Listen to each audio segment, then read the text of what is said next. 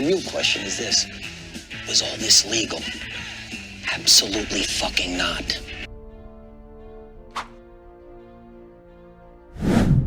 The air buzzed with ambition, a chance to escape the clutches of mediocrity. This was the allure of Future First, a company promising astronomical returns on investments.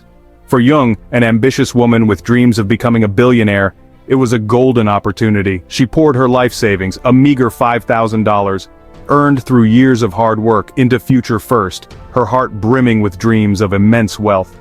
Little did she know she was stepping onto a quicksand of deceit, about to be swallowed by a $44 billion deception that would shatter the dreams of a nation. Jung, like millions of others in Vietnam, had pinned her hopes on Future First, a company that emerged from the shadows, promising to elevate them from poverty to prosperity. Their brochures were alluring, their marketing blitzkrieg relentless. They spoke of revolutionary technology, of lucrative investments in digital currencies and online gaming, of returns that seemed too good to be true. But in a country yearning for economic liberation, the siren song of Future First proved irresistible. The company's founder, Truong My Lan, was a charismatic figure, her rags-to-riches story echoing the aspirations of millions. She spoke with the conviction of a visionary, her words laced with promises of prosperity. She painted a compelling picture of a future where ordinary Vietnamese could reap extraordinary rewards, a future built on innovation and financial inclusion. Her charisma was infectious, her message resonating deeply in a nation yearning for economic empowerment. Newspapers ran glowing profiles of Lan, hailing her as a national hero, a symbol of Vietnamese ingenuity. Her face, beaming with success, adorned billboards across the country. She became a cultural icon, her story fueling the dreams of millions. From bustling Hanoi to the tranquil Mekong Delta, the name Truong My Lan became synonymous with hope, her company, Future First, a beacon of opportunity. But behind the facade of success, Lan orchestrated one of the biggest banking frauds in history, siphoning off billions through fake loans and leaving a nation in financial ruin. Nguyen Van Hang, the enigmatic figurehead of Future First, cultivated an aura of success, carefully crafting a narrative of a self-made entrepreneur. Born into poverty, his story resonated with the masses, his journey mirroring their own. He spoke of overcoming adversity, of defying the odds, his words imbued with an uncanny ability to ignite hope. Yet, behind the facade of empathy and ambition lurked a cunning manipulator, a master puppeteer pulling the strings of a nation's aspirations. Hung understood the Vietnamese psyche, the ingrained desire for a better life, the yearning for financial security. He tapped into this collective longing, positioning himself as the conduit to a brighter future. His words were carefully chosen, his promises meticulously calibrated to exploit the vulnerabilities of a nation on the cusp of economic transformation. He spoke of shared prosperity, of empowering the masses, all the while orchestrating a grand illusion, a meticulously crafted web of deceit. Future First, under Hung's leadership, established a vast network of agents, ordinary people trained to become evangelists for the company's schemes. These agents, often housewives or retirees, were lured by the promise of easy money, their desperation becoming Hung's most potent tool. They fanned out across the country, their enthusiasm fueled by commission-based earnings, spreading the gospel of Future First with the zeal of converts. They targeted the most vulnerable farmers, teachers, factory workers, enticing them with promises of unrealistic returns. Hung masterfully leveraged the power of social proof. Early investors, hand-picked and lavishly rewarded, became walking testimonials, their fabricated success stories fueling the frenzy.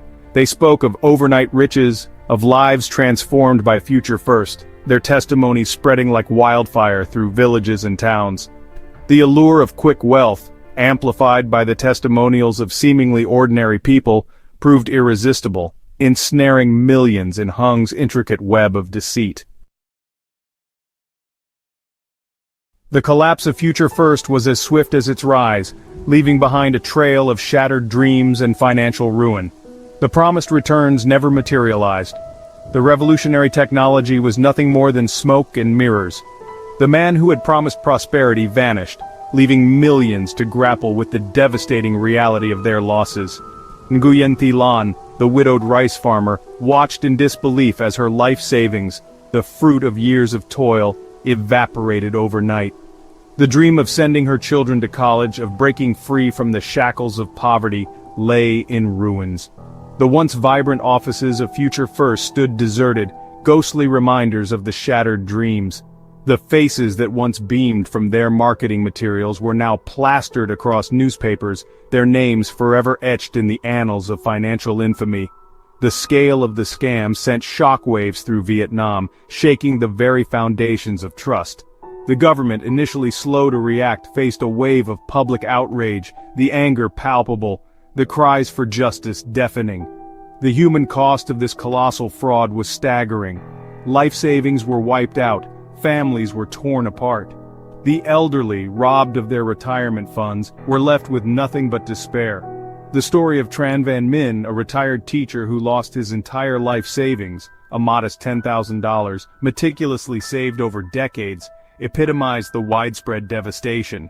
His dreams of a comfortable retirement, of supporting his grandchildren's education, were cruelly snatched away, leaving him grappling with a future shrouded in uncertainty. The scam exposed the vulnerabilities of a nation yearning for economic progress, a nation grappling with the complexities of a rapidly evolving financial landscape. It served as a stark reminder of the fragility of trust, the devastating consequences of unchecked greed, and the urgent need for greater financial literacy and regulatory oversight. The $44 billion deception was more than just a financial crime. It was a betrayal of hope, a scar on the collective psyche of a nation. Quick heads up. If you're aiming to boost your online sales, I've found the ideal solution. A comprehensive software package that includes everything you need. This suite features a page builder, CRM, email marketing, split testing, mouse tracking, conversion pixels, optimized video players, video funnels, and even a webinar tool. These tools will help you streamline your sales processes and attract more customers. You can test it for 2 weeks for only €1. Click the link in the description for more details and to get started right away.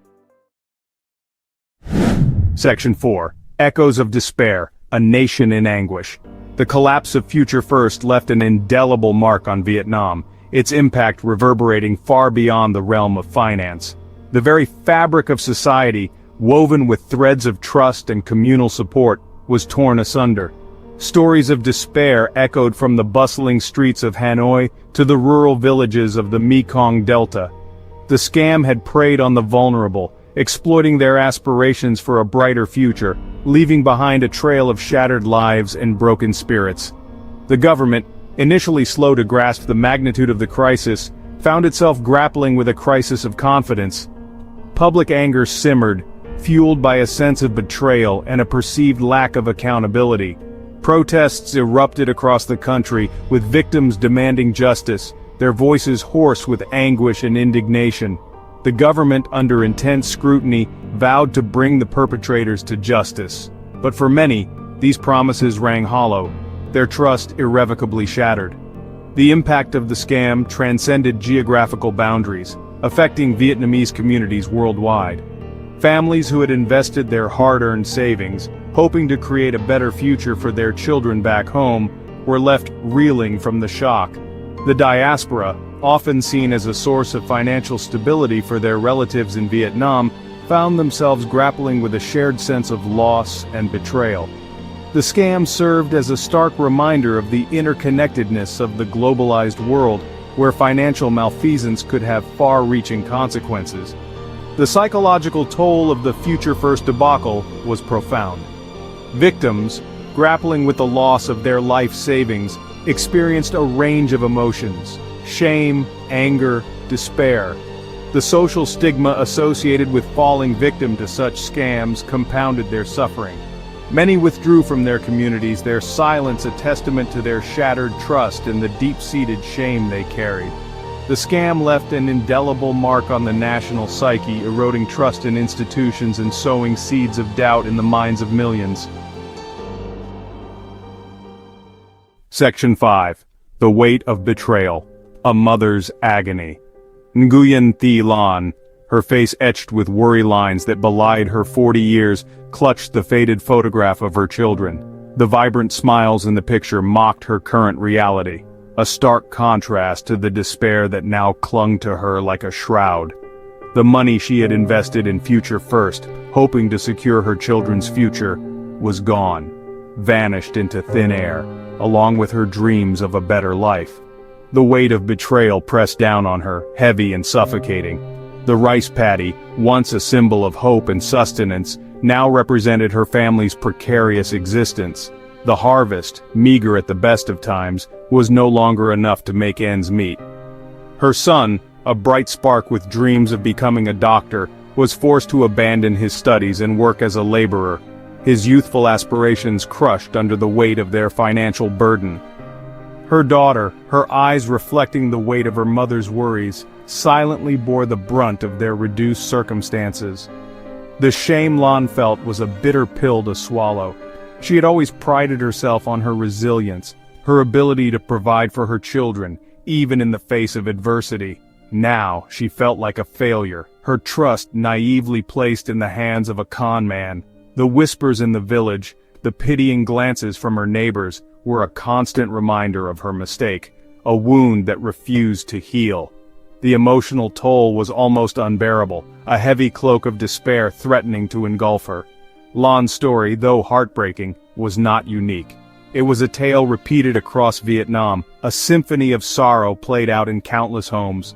Mothers, fathers, grandparents, all united by the common thread of betrayal, their lives irrevocably altered by the $44 billion deception. The scam had exposed